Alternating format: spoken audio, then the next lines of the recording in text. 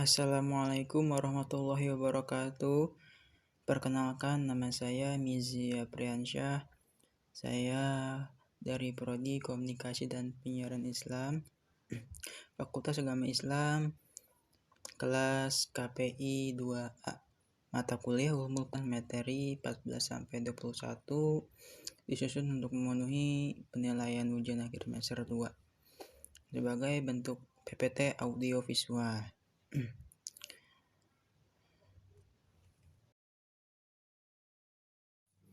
Langsung saja ke materi. Ilmu qiraat. Apa itu ilmu qiraat? Ilmu qiraat dalam pengertian adalah etimologi bahasa qiraat, merupakan kata jadian, masdar dari kata kerja qiraat, membaca. Selanjutnya, terminologi dari istilah menurut Az-Zarqani, suatu mazhab yang dianut oleh seorang imam qiraat yang karim, serta sepakat riwayat-riwayat dan jalur-jalur daripadanya, baik perbedaan ini dalam mengucapkan keadaan-keadaannya. Selanjutnya, menurut ilmu azan, ilmu yang menyangkut cara-cara mengucapkan kata-kata Al-Quran dan perbedaannya dengan cara menisbatkan kepada penukilnya. Selanjutnya, menurut Al-Astanhal, suatu ilmu yang mempelajari hal-hal yang disepakati atau diperselisihkan ulama yang ikut masalah lughah, hadzaf, i'rab, itsbat, fasl, dan wasl yang semuanya diperoleh secara periwayatan. Menurut Al-Zarkashi, qiraat adalah perbedaan cara mengucapkan lafaz Al-Quran, baik menyangkut huruf-hurufnya atau cara mengucapkan huruf-huruf tersebut, seperti takhfif, meringankan, taskil, memberatkan, dan atau yang lainnya. Yang terakhir, menurut Asyabuni, qiraat adalah suatu mazhab cara pelafalan Al-Quran yang dianut salah seorang imam berdasarkan sanad-sanad yang bersambung kepada Rasulullah SAW.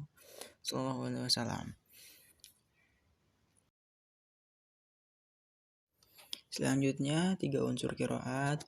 Yang pertama adalah qiraat berkaitan dengan cara pelafalan ayat-ayat Al-Quran yang dilakukan salah seorang imam dan berbeda dengan cara dilakukan imam-imam lainnya.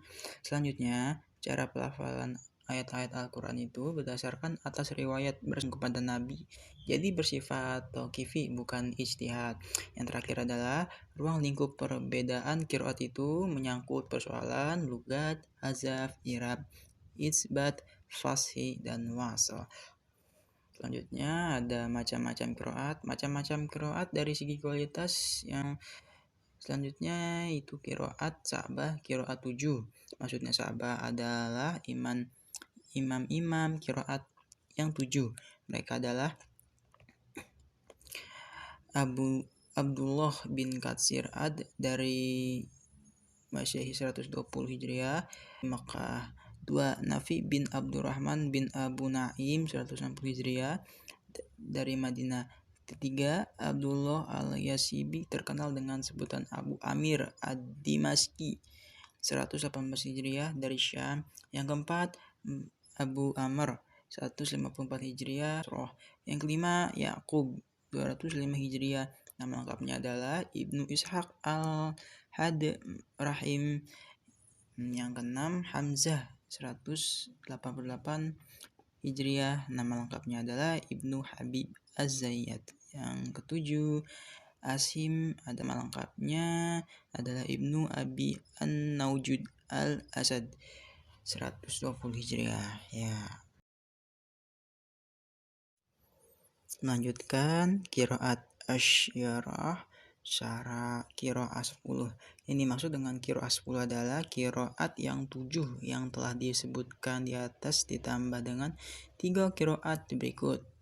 Pertama, Abu Ja'far, nama lengkapnya adalah Yazid bin Al-Qaqa Al-Makhzumi Al-Madani. Yang kedua, Yaqub 117 sampai 200 Hijriah. Nama lengkapnya adalah Yaqub bin Ishaq bin Yazid bin Abdullah bin Abu Ishaq Al-Madharim Al-Basri.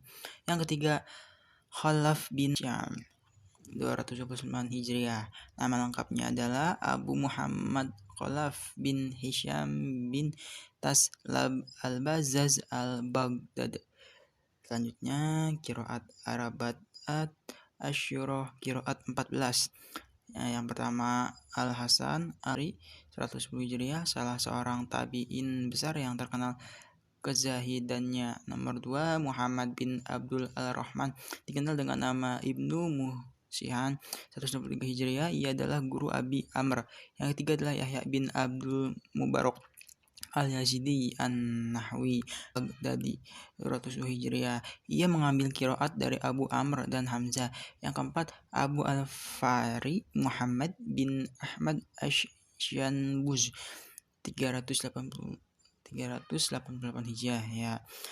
Selanjutnya dari segi kualitas yaitu yang pertama qiraah mutir, yang kedua qiraah masyhur, yang ketiga qiraah ahad, yang keempat qiraah syad menyimpang ya. Yang kelima qiraah maudhu yaitu palsu. Yang keenam terakhir qiraat yang menyerupai hadis mudraj. Kriteria qiraah yang diterima dan ditolak apa saja?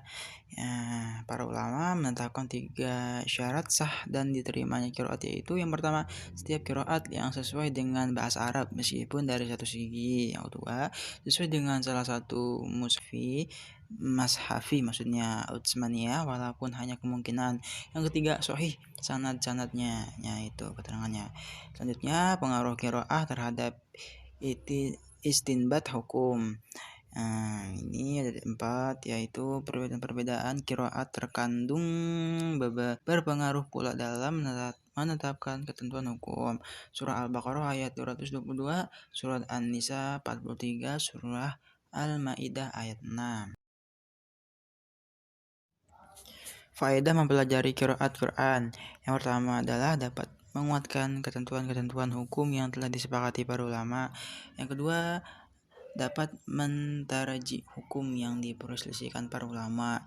Dapat menggabungkan dua ketentuan hukum yang berbeda.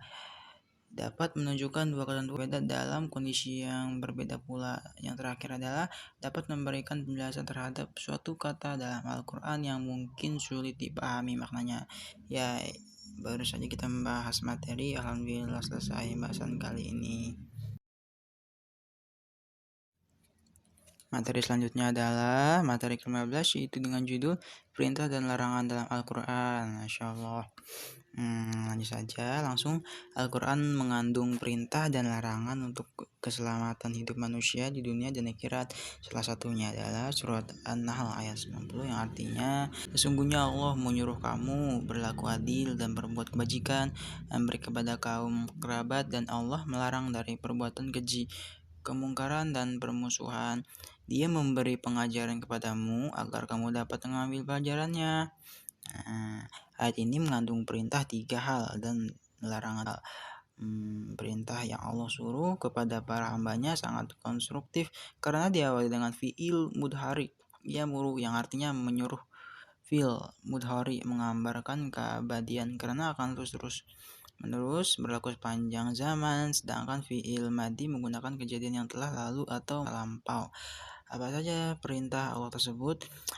Yang ke satu, berlaku adil. Berlaku adil dapat diartikan dengan proporsional, yaitu menempatkan suatu pada tempatnya. Contoh, bila dalam keluarga memiliki banyak anak, maka kepala keluarga diperintahkan untuk berlaku adil, sebagaimana pesan Rasulullah SAW, bersikap adillah antara anak-anakmu. Ya, jadi adil ya. Itu perintah yang pertama. Selanjutnya adalah adil hendaklah apa pada semua bidang kehidupan, baik ekonomi, baik sosial, baik politik, pemerintah, dan sebagainya. Yang jelas adil itu menjadi spirit of the life, yang disebut ruh dalam kehidupan.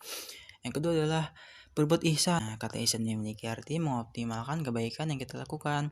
Orang yang bersikap ihsan seolah-olah ia sedang berhadapan dengan zat yang maha pencipta. Sebagaimana sabda Rasulullah SAW ketika beliau didatangi malaikat Jibril dan menanyakan tentang ihsan, maka beliau menjawab, ihsan itu engkau beribadah kepada Allah seolah-olah engkau melihatnya, maka bila engkau tidak melihatnya, yakinlah dia melihatmu. Allah menilai manusia karena perbuatan dan imannya, bukan karena banyaknya. Sebagaimana firman-Nya dalam surat Al-Mulk ayat 2, yang artinya yang menjadikan mati dan hidup supaya Dia menguji kamu. Nah, siapa di antara kamu yang lebih baik? Ya? Dan Dia Maha perkasa lagi Maha pengampun. Konsep ihsan bila dikaitkan dengan dunia pendidikan, maka dapat dikatakan bahwa guru yang menerapkannya adalah guru yang mempersiapkan mengajarnya dengan seoptimal mungkin, mulai dari perencanaannya, menyiapkan bahan-bahannya, metodologinya, sampai pada alat evaluasinya. Nah, yang ketiga adalah memperbanyak kerabatan. Banyak kerabat teman-teman ya, seperti pertemanan, kawan, dan sebagainya. Cara dengan menyambungkan tali silaturahmi, membudayakan salam, dan melaksanakan hak hak sesama muslim, yakni menjawab salam seperti assalamualaikum dan waalaikumsalam apabila diberi salam, menghadiri undangan apabila ada yang mengundang, memberi nasihat apabila yang meminta nasihat, menjenguk apabila ada saudara atau kerabat yang sakit, mendoakanlah orang yang bersin apabila ia mengucapkan alhamdulillah, dan mengantarkan jenazah apabila yang meninggal dunia. Yaitu dari tiganya perintah Allah Subhanahu wa taala, dan masih banyak lainnya.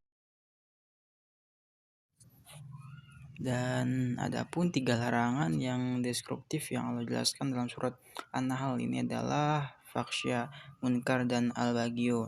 Yang pertama adalah faksya adalah perbuatan yang menjijikan seperti LGBT. Nah, permasalahannya untuk masalah LGBT bukan karena faktor yang pelaku saja, tetapi yang terpenting adalah mereka yang mendukung seperti PBB maupun lembaga lainnya yang menggelontorkan puluhan bahkan ratusan miliar. Yang kedua itu munkar adalah suatu yang merugikan seperti judi, khamar, atau minum-minum keras, narkoba, dusta, khianat, korupsi, dan sebagainya. Untuk dari hal tersebut, maka kita harus memiliki sifat sabar, karena sabar itu sumber energi yang selalu terbaharukan. Yang ketiga terakhir adalah al-baghyu, adalah kezaliman. Al-baghi berarti permusuhan terhadap umat manusia. Tidak ada dosa yang paling layak untuk disegerakan Allah siksanya di dunia, di samping siksa yang disiap pelakunya di akhirat. Selain al-baghyu, yaitu sikap permusuhan dan pemutusan silaturahmi. Nauzubillah min dzalik. Ya, alhamdulillah selesai pembahasan kali ini dari tadi apa yang kita bahas. Alhamdulillah. Selanjutnya adalah materi ke-16 sampai ke-17, 2 materi sekaligus yang judulnya Sejarah Perkembangan Tafsir. Memahami tafsir dan takwil. Kata tafsir secara bahasa mengikuti wazak takwil. Keduanya berasal dari akar bahasa, yaitu pertama berasal dari akar kata al-fasr yang artinya al-idhan, il-hidhah, wa tabin, penjelasan atau keterangan, yaitu dari kata kerja mengikuti wazan, dahroboh, yadribu, daharaban, atau mengikuti wazan itu nasro, yansuru, nasran, yang memiliki arti al-ba'nah, penjelasan. Tapi itu tafsir. Kedua berasal dari kata tafsir, mengikuti wazan, fa'ala, ditambahkan tasydid pada ain filnya yang mengikuti wazan fasiru tafsira, yang mempunyai arti al-abhana, al-kashfu, dan yang artinya menerangkan atau mengungkapkan. Dengan demikian, dari dua kata tafsir tersebut dapat diartikan juga bahwa tafsir dari akar al-fasr berarti memiliki kata kashfu, mengungkapkan sesuatu yang abstrak. Tafsir akar dari bahasa dari apa? Dengan demikian, dari dua kata tafsir tersebut dapat diartikan juga bahwa tafsir dari akar al-fasr berarti memiliki kata kashfu, mukta, mengungkapkan sesuatu yang abstrak, sedangkan yang berasal dari akar kata at-tafsir berarti kata kashfu murad anil lafaz al-mushkil, yang artinya menyikap suatu lafaz yang muskil atau klik, sebagaimana yang diungkapkan Al-Quran dalam surat Al-Furqan ayat 33, yaitu wala ya'tunaka bimasyalil ujinaka bil haqqi wa ahsana naqshir. Artinya, tidaklah mereka datang kepadamu atau membawa sesuatu yang ganjil, melainkan kami datang kepadamu suatu yang benar dan paling baik penjelasan dari perinciannya. Nah, selanjutnya ke definisi.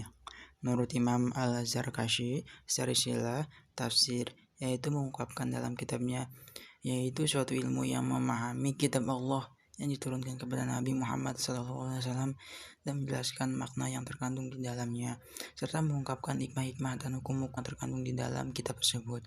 Menurut Al-Imam Asy-Syuuti, sebagaimana dikutip oleh Abu Hayyan, bahwa tafsir adalah ilmu yang membahas perihal Al-Quran, dilihat dari dalil secara tujuannya, suatu kehendak Allah SWT atas dasar kemampuan manusia. Takwil.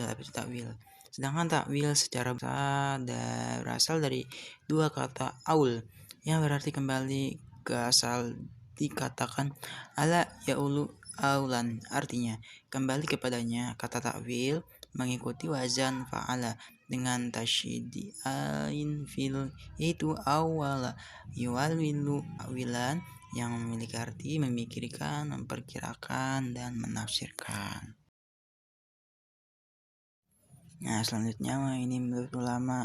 Atas dasar itulah para ulama salaf mengembalikan kepada dua pengertian takwil, yaitu pertama, takwil artinya tafsiru kalam wal bayan manahu, yaitu penafsiran kalam dan penjelasannya, artinya beda dengan zahir ayat atau tidak. Dalam hal ini tafsir dan takwil mengandung pengertian yang sama, seperti yang dikatakan oleh Ibnu Jarir At-Tabari dalam kitabnya, yaitu Jami'ul Bayan. Maksud dari kalimat at-ta'wil adalah tafsir. Sama aja ya. Kedua, takwil menurut ulama fikih, kalam, serta ulama hadis adalah mengembalikan satu kata dari yang rajih, yang dimaksud itu kuat, kepada arti yang muruj, yaitu lemah karena adanya dalil yang menyertainya. Selanjutnya itu perbedaan. Dalam perbedaan takwil, perbedaan pun terjadi di antara para ulama. Abu Ubaidah dan sebagai yang lain mengatakan bahwa tafsir dan takwil mempunyai arti yang sama. Dan inilah yang terbanyak digunakan ulama terdahulu dan ahli tafsir. Selanjutnya itu adalah sejarah perkembangan tafsir pada masa Nabi dan sahabat, 570 sampai 661 Masehi. Yang pertama adalah sejarah perkembangan dan pertumbuhan tafsir, sumber-sumber tafsir, corak dan karakteristik tafsir, para musafir kalangan sahabat, tafsir Ibnu Abbas, potret penafsiran sahabatnya. Ya. Muhammad Husain Al-Dahabi dalam kitabnya Al-Tasfir wal Al-Mufassirun, secara garis besar pemetaan metodologi tafsir mereka terbagi kepada periodisasi tafsir Al-Quran, terdiri dari 3 periode, yaitu yang pertama tafsir Al-Quran di masa Nabi Muhammad SAW dan para sahabat. Yang kedua, tafsir Al-Quran di masa tabi'in dan tabi'in, dan ketiga terakhir, tafsir Al-Quran di masa kodifikasi pembukaan. Pada saat Nabi masih hidup, nampaknya tak seorang sahabat yang berani menafsirkan Al-Quran. Karena beliau masih berada di tengah-tengah mereka, maka otoritas penafsiran seolah-olah saat itu hanya ada di tangan Nabi sendiri. Hal yang demikian dipahami karena tugas berat untuk menjelaskan Al-Quran pertama adalah ada di pundak Nabi Muhammad SAW yang mendampar mandat dari Allah Subhanahu wa Ta'ala. Selanjutnya, corak-corak dan karakteristik tafsir masa sahabat.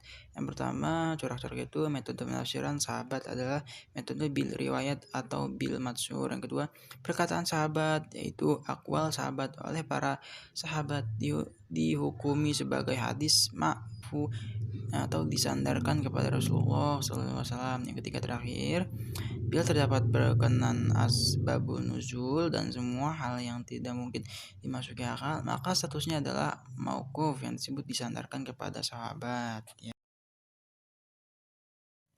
Yang selanjutnya karakteristik tafsir. Adapun karakteristik tafsir pada masa sahabat yaitu yang pertama, penafsiran Al-Quran pada masa ini masih belum menjadi sebuah karya tafsir yang utuh. Artinya Al-Quran tidak ditafsirkan semua, hanya ayat-ayat tertentu yang dianggap sulit.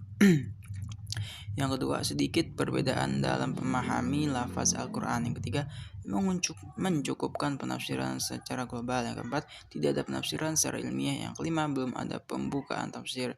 Selanjutnya, pembahasan para musafir di kalangan sahabat adalah 4 Khalifah Abu Bakar, Umar, Utsman, dan Ali radhiyallahu anhu. Yang kedua, Ibnu Mas'ud 30 Hijriah. Ketiga, Ibu Abbas 68 Hijriah.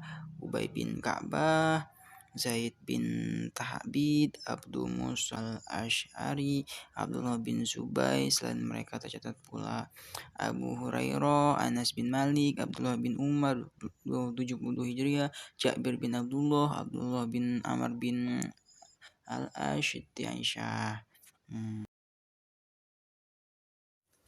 Ibnu Abbas radhiyallahu, nama lengkapnya adalah Abdullah bin Abbas bin Abdul Muthalib bin Hashim bin Abdul Manaf al-Hashimi.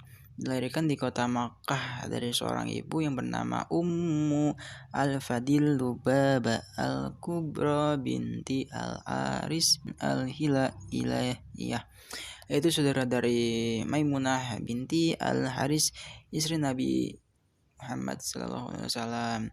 Dalam perkembangan sejarah tafsir Al-Quran di antara kaum muslimin, terdapat abad ke-1 Hijriah. Ia dikenal dengan sosok yang memiliki kualitas dan kemampuan yang lebih di para sahabat yang lain, karena ia menduduki posisi terdepan di kalangan sahabat dan dalam tafsir Al-Quran.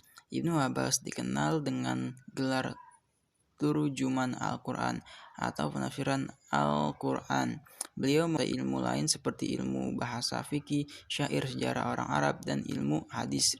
Riwayat-riwayat dari Ibnu Abbas disusun oleh Abdul Tahir Muhammad bin Yakub Al-Fairuz Abadi dan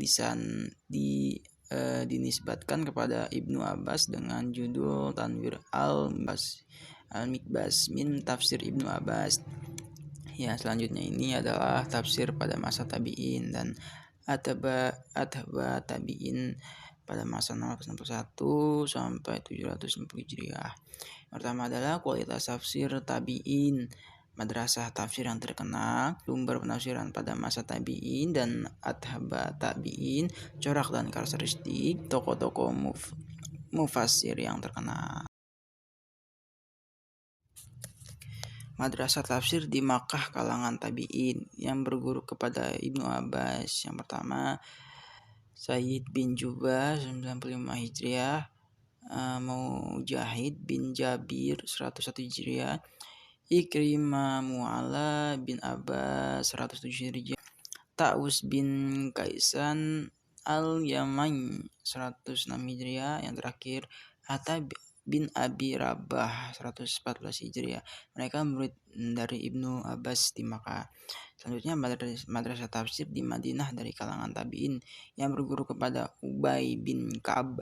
Yang pertama adalah Abu Aliyah Zaid bin Ashlan Muhammad bin Qalab al-Quradi 108 Hijriah. Selanjutnya, madrasah tafsir di Irak yang berguru kepada Abdullah bin Mas'ud, yaitu Hasan Basri, Al-Qama'ah bin Qais, Masruq, Aswad bin Yasir, Mural Al-Hamdani, Qatadah bin Da'iyamah, Amir Al-Syabi. Nah, itu dari perguruan tabi'in pada masa-masa para musafir kalangan tabi'in dari kalangan madrasah Makkah, yaitu Majahid bin Jabar, Sa'ad bin Jubair, Ikrimah Maulana Ibnu Abbas, Taus bin Kaisan al-Yaman, Atha bin Abi Rabah al-Maki. Nah, dari kalangan madrasah Madinah. Yang ketiga terakhir dari kalangan madrasah Irak. Para musafir kalangan tabi'in dari kalangan madrasah Madinah yaitu ada 6: Abdurrahman bin Zaid, Malik bin Ans, Hasan Basri, Atha bin Abi Muslim al-Qurani, Muhammad bin Ka'ab al-Quraizi, Abdul Ali Rafi bin Mihram al-Rayani. Nah, selanjutnya para musafir kalangan tabi'in dari kalangan madrasah Irak. Ada 4, yaitu Alqamah bin Qais, bin Yais, Ibrahim al-Nakhal. Yang 4 yang terakhir Al-Syabi. Tafsir pada masa pembukaan Tadwin mulai 750 Hijriah sampai 1250 Masehi, yaitu masa pembukaan dilakukan dengan 5 periode. Periode pertama pada masa Bani Umayyah dan awal masa Bani Abbasiyah. Yang kedua, periode kedua pembukaan tafsir terpisah dari hadis dan dibukukan secara terpisah menjadi suatu buku tersendiri. Selanjutnya, periode ketiga pembukaan tafsir dengan meringkas sanadnya dan menukil kepada ulama tanpa menyebut orangnya. Dan hal ini akan menyulitkan untuk membedakan sanad yang sahih dan yang dhaif. Yang keempat, periode keempat pembukaan tafsir banyak diwarnai buku-buku terjemah dari luar Islam, sehingga penafsiran lebih diwarnai kepada tafsir bil maqal bil rai. Maka pada masa muncul spesialisasi sesuai bidang keilmuan para musafir, pakar hukum seperti Al-Qurtubi, pakar sejarah seperti Al-Kazani dan Tasalabi. Yang kelima, periode kelima pembukaan tafsir sesuai dengan tema maudhu seperti Ibnu Qayyim Tibayan fi Aqsyamil Qura al-Wahidi, Asbab al-Nuzul atau Abu Ja'far al-Nus al-Naski wa al-Mansyuk, Jasas al-Kam al-Quran. Selanjutnya, metode tafsir pada masa pembukaan. Metode yang muncul pada masa ini, metode tafsir bil matsur atau riyah. Yang kedua terakhir, metode tafsir bil rayi atau disebut bi akal. Selanjutnya, metode tafsir bil matsur.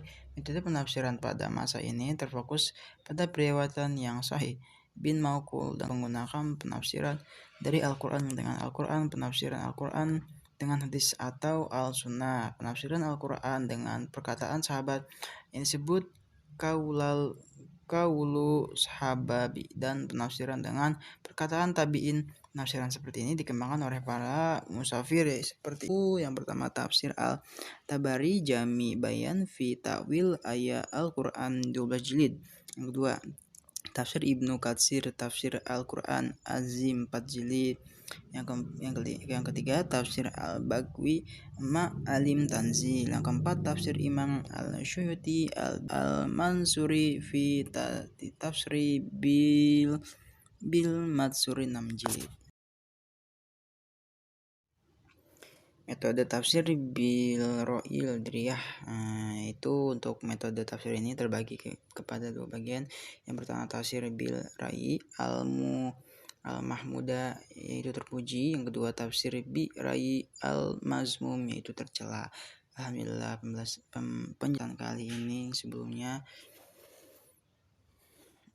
Kita akan lanjutkan pembahasan selanjutnya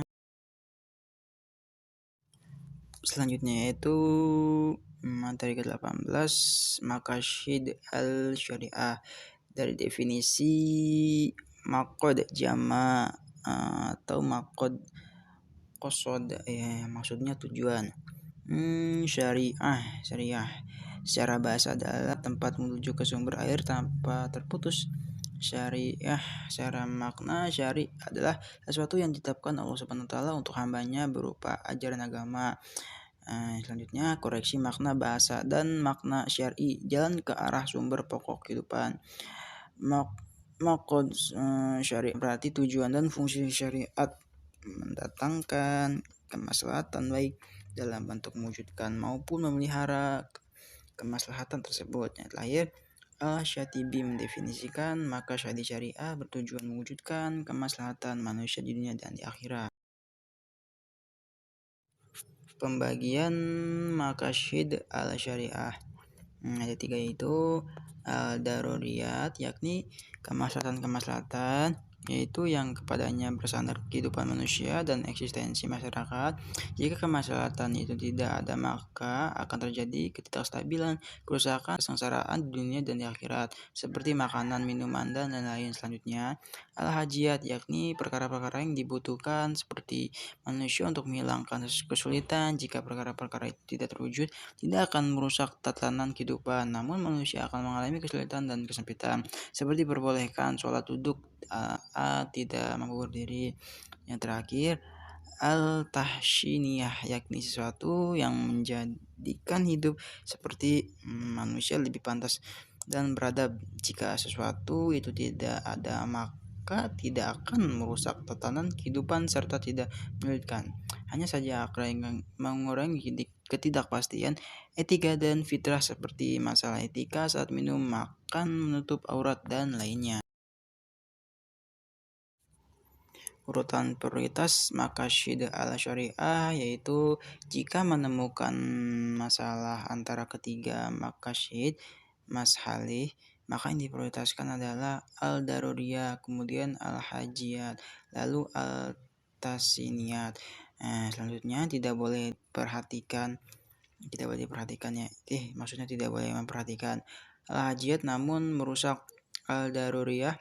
Demikian juga tidak boleh memperhatikan Altas niat jika merusak al-hijiyat dan al-daruriyat. Selanjutnya, contoh diperbolehkan membawa aurat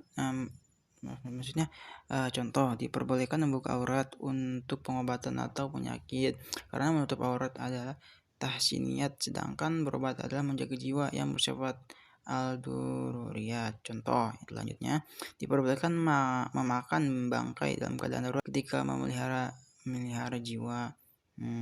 Contoh selanjutnya, kewajiban memenuhi panggilan jihad meskipun mengetahui bahwa risiko jihad adalah mati.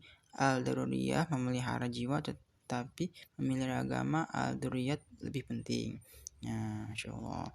Selanjutnya, beberapa yang lahir dari konsep maqasid al-syariah, yaitu bahaya harus dihindari. Contoh, kewajiban pertanggungjawaban atas kehilangan atau pengerusakan, hak mengembalikan barang yang dibeli yang terdapat celahnya, menghilangkan terus menghilangkan bahaya yang bersifat umum dan melakukan bahaya yang bersifat pribadi. Contohnya, qisas pada pembunuhan, hukum potong tangan pada pencuri, menggusur tembok yang akan roboh ke jalan. Selanjutnya, menghilangkan yang lebih berbahaya dari dua bahaya dengan melakukan yang lebih kecil bahayanya. Contoh yaitu hak cerai istri karena lemah atau sudah lama kehilangan suami dan tidak tahu rimbanya. Selanjutnya, menyingkirkan kerusakan lebih utama dari mendapat manfaatan. Contoh, larangan mengekspor barang jika dibutuhkan di dalam negeri. Meskipun ekspor ke luar negeri akan mendapat keuntungan besar, namun jika membahayakan persediaan dalam negeri yang akan melahirkan kerusuhan dan instabilitas, maka ekspor dilarang. Selanjutnya, darurat emergensi dapat membolehkan sesuatu yang tidak boleh diperbolehkan. Contoh, memakan makanan yang diharamkan karena kondisi darurat. Darurat dukung dengan kadarnya. Contoh, jarang memakan barang yang diharamkan saat kondisi darurat, kecuali sekedarnya saja, tidak berlebihan.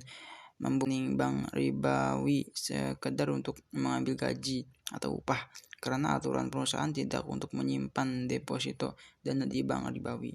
Selanjutnya, kesulitan mendapat kemudahan. Contoh, disyariatkan ruskhoh dispensasi, boleh menuntut cerai jika terdapat aib celah yang tidak diketahui saat akad nikah. Kesulitan harus dihilangkan. Contoh, dibolehkan persaksian dengan zon atau dibawa keyakinan. Selanjutnya, tidak boleh melakukan sesuatu yang menyulitkan diri, termasuk jiwa. Contoh, dilarang qiyamul lailah sepanjang malam, puasa wisol atau sambung semalam setahun, tidak menikah selamanya seperti rahib atau Paulus. Perbedaan konsep Islam dan konsep Barat. Yaitu perbedaan konsep Barat itu seperti apa yang kita gambar lihat. Itu akulturasi diri, penghargaan, sosial, keamanan, fisiologi, ya apapun itulah. Dari nomor satu atau ke beracak-acakan, pokoknya seperti ini peradaban konsep Arab, konsep Barat ya, konsep Barat.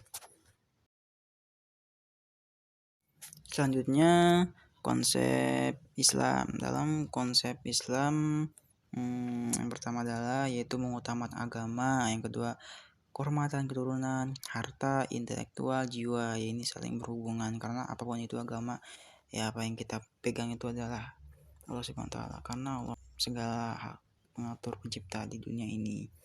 Ya,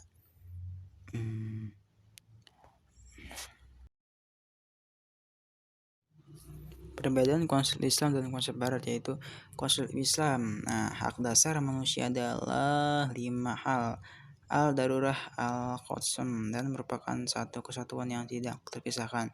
Konsep Barat yaitu hak dasar manusia pertama adalah kebutuhan prinsip.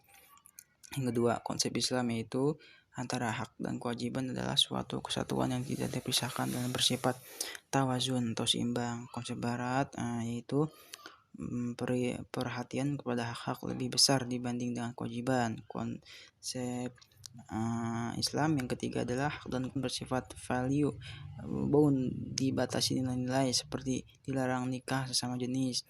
Konsep Barat yaitu hak bersifat free of value, bebas dari nilai-nilai seperti diperbolehkan nikah sama jenis. Nah, yang keempat, konsep Islam hak seseorang dibatasi oleh hak orang lain seperti dilarang simbol-simbol yang dihormati umat lain walau adanya kebebasan berpendapat. Sedangkan konsep Barat, hak seseorang tidak dibatasi oleh hak orang lain seperti tidak adanya larangan berpendapat walau menyinggung pihak lain atas nama kebebasan berpendapat.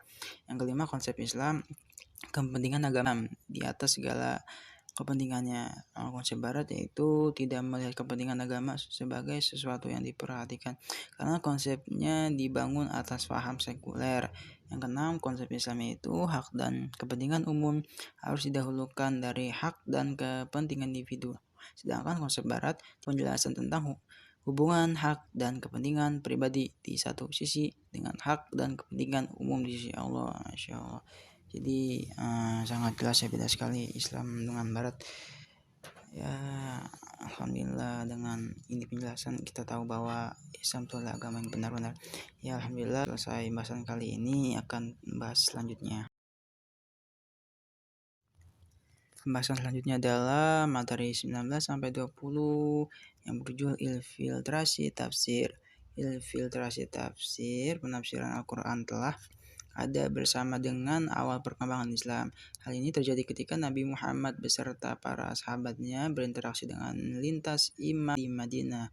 Selain itu, maksudnya beberapa orang dari ahli kitab yang memeluk Islam, komunikasi, diskusi, dan silang budaya yang terjadi di antara mereka. Pada gilirannya banyak memberikan riwayat-riwayat dalam penafsiran adalah Abu Hurairah, Abu Abbas, Abdullah bin Amr bin Al-Ash yang sering bertanya pada ahli kitab. Sementara para sahabat dari bangsa Yahudi, misalnya Ka'bah bin Mati al-Humyari, Al-Ahbar, Abdullah bin Salam, dan Tamin al-Dari. Baca Ulinullah 2019. 56 periwayatan Insyiliyat semakin banyak ditemukan pada masa tabi'in dan masih diselenggarakan oleh generasi setelahnya. Nah, selanjutnya infiltrasi penafsiran semakin terlibat ketika sekte-sekte dalam Islam banyak bermunculan. Beberapa golongan yang disebutkan oleh Fayyad Ad-Dakhi fi at-Tafsir Al-Quran Al-Karim seperti Mu'tazilah, Babiyah, Bahaniyah, dan Ahmadiyah. Mereka banyak Ahmadiyah yang melegitimasi kenabian Mirza Ghulam Ahmad melalui Quran Surat Al-Hajj ayat 75. 5 faktor. Ada 5 faktor, yaitu ad-dakhil fi at-tafsir. Faktor pertama, faktor politik dan kekuasaan. Seperti kita ketahui, pada masa Kekhalifah Utsman bin Affan mulai terjadi perpecahan di tubuh umat Islam. Hal ini terjadi hingga Khalifah Ali bin Abi Thalib sampai periode dinasti Umayyah dan Abbasiyah selanjutnya. Yang kedua, faktor kebencian terhadap Islam yang lebih banyak dibawa oleh orientalis seperti Hendrik Kairemer, Ignaz Goldziher, Arthur Zephyr, John Wensbrook, Ishaq, dan sebagainya. Salah satu penyusupan yang terjadi dalam Kanzana Tafsir adalah hadis palsu tentang riwayat Garanik, yaitu kisah palsu dan tidak masuk akal tentang pujian Nabi Muhammad. Terdapat berhala kaum musyrik. Yang ketiga adalah fanatisme buta oleh sebagai kelompok. Sikap fanatik yang berlebihan akan mencederai objektivitas penafsiran. Hal ini seperti yang dilakukan oleh Mu'tazilah yang tidak meyakini sifat-sifat Allah. Mereka menafsirkan kalama atau berbicara pada surat An-Nisa ayat 164 dengan judul jarah melukai. Yang keempat adalah perbedaan mazhab yang terjadi pada umat muslim. Infiltrasi penafsiran yang dilakukan oleh kelompok Ahmadiyah, misalnya mereka mencari-cari upaya penafsiran untuk benarkan kenabian dari Mirza Ghulam Ahmad. Yang kelima, ketidaktahuan musafir. Yang kelima, tidak sedikit terjadi dalam ranah tafsir kekeliruan yang dilakukan oleh beberapa orang karena tidak mengetahui ilmunya. Dalam catatan Imam Jalaluddin Asy'uti yang dinukil oleh Ulin Nuha, ada beberapa nama yang sering membawa riwayat palsu. Di antaranya adalah Abu Ismah Nuh bin Abu Maryam, Bazi bin Hasyam, Masyara ibnu Abi Rabbi, dan Mukallad ibnu Abu Wahid. Mereka membuat riwayat tentang keutamaan surah-surah Al-Quran agar banyak dibaca atau disukai umat muslim. Faktor politik dan kekuasaan. Pada masa Khalifahan Utsman bin Affan mulai terjadi perpecahan di tubuh umat Islam. Hal ini terjadi hingga Khalifah Ali bin Abi Thalib sampai periode dinasti Umayyah dan Abbasiyah. Masing-masing sekte yang bermunculan menafsirkan Al-Quran sesuai dengan kepentingannya mereka. Ya, alhamdulillah selesai pembahasan kali ini. Selanjutnya akan kita pembahasan selanjutnya. Materi ke-21 dengan berjudul penerjemahan Al-Quran. Al-Quranul Karim adalah mukjizat Islam yang kekal dan diperkuat oleh kemajuan ilmu pengetahuan. Ia diturunkan Allah kepada Rasulullah SAW untuk mengeluarkan manusia dari zona yang gelap menuju yang terang serta membimbing mereka ke jalan yang lurus. Al-Quranul Karim diturunkan kepada Rasul berbangsa Arab dengan bahasa Arab yang jelas. Fenomena ini dituntutan sosial bagi keberhasilan dari risalah Islam, dan sejak saat itu bahasa Arab menjadi satu bagian dari eksistensi Islam, asas komunikasi penyampaian dakwahnya. Isi Rasul kita adalah kepada umat manusia seluruhnya. Al-Quran penting diterjemahkan dalam berbagai bahasa agar mudah dimengerti umat muslim. Setiap umat muslim perlu mengetahui asbabun nuzul sehingga tidak terjadi kesalah dalam menyikapi ayat-ayat Al-Quran. Tujuan dalam Al-Quran adalah untuk mengetahui makna dan isi kandung dalam Al-Quran, bisa membantu menghafal Al-Quran dengan memahami arti. Bagi penerjemah Al-Quran perlu menguasai dua bahasa asli, bahasa sumber yaitu Arab, dan bahasa terjemah, gaya bahasa, dan keistimewaan kedua bahasa tersebut. Penerjemah yaitu dalam letak terjemah yaitu adalah terjemah secara umum adalah salin dari bahasa ke lain. Jadi bahasa Arab atau ke bahasa Mandarin atau ke bahasa lain Indonesia atau ke lainnya juga seperti bahasa lain untuk memperjelas isinya. Penerjemah adalah sifat umum, pengalihan gagasan bahasa lain untuk tulisan atau lisan. Selanjutnya, terjemah mengungkapkan perkataan kalimat menggunakan kata lain. Disebut terjemah diartikan proses pengalihan pesan sumber ke pesan teks. Penerjemah juga disebut komunikasi tidak lepas dari bahasanya, yaitu. Selanjutnya, tujuan penerjemah yaitu membersihkan akidah dasar Islam, mempersatukan semua golongan manusia berpegang teguh dengan Allah, memberikan pengetahuan kepada manusia tentang Al-Quran, Masuknya semua umat Islam ke dalam ajarannya, membuat manusia memahami makna Al-Quran. Nah, ayat-ayat memperkuat dalam penerjemah yaitu walaqad yassarnal Qur'ana lidzakri fahal min muddakir. Yang artinya dan sungguh telah kami mudahkan untuk peringatan. Maka adakah orang yang mau mengambil pelajaran? Selanjutnya yang berbunyi dzalikal kitabul la raiba fihi hudal lil muttaqin. Kitab Al-Qur'an ini tidak ada keraguan sedikit pun petunjuk bagi mereka yang bertakwa, yaitu Inna nahnu nazzalna dzikra wa inna lahu lakhafidun. Sungguhnya kamilah yang menurunkan Al-Quran dan pasti kami pula yang memelihara. Ya, alhamdulillah selesai pembahasan kali ini. Semoga apa yang selama ini kita simak pelajari mendapatkan pahala dan ilmu yang berguna bagi kita semua. Sekian dari saya, Izzy Apriansyah dari Prodi Komunikasi dan Penyiaran Islam kelas 2A dengan mata Ulumul Quran semester 2. Ini saja yang dapat saya jelaskan. Semoga apa yang saya jelaskan ini berbekas pada apa yang sudah mendengar dan menontonnya. Sekian dari saya. Assalamualaikum warahmatullahi wabarakatuh.